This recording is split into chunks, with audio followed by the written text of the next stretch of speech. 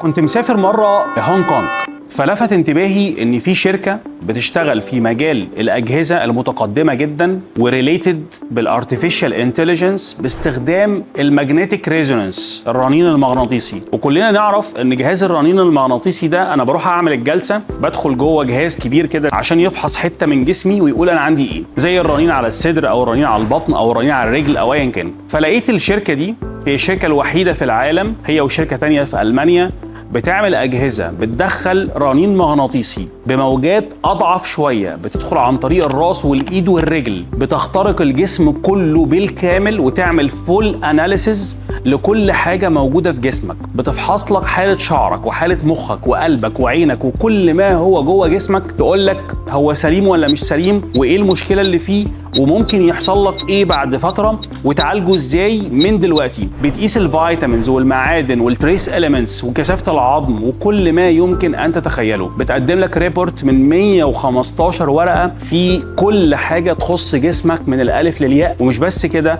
وبدقة تصل إلى 90% بالرنين المغناطيسي. دلوقتي هكون أنا والمركز بتاعنا أوائل الناس اللي تجيبه في الشرق الأوسط بالكامل علشان يكون موجود عندنا في دايموند اثيتكس للفحص، ثم بعد كده العلاج عن طريق استخدام الطب التجديدي والطب الحديث، الريجنراتيف اند ستيم سيلز.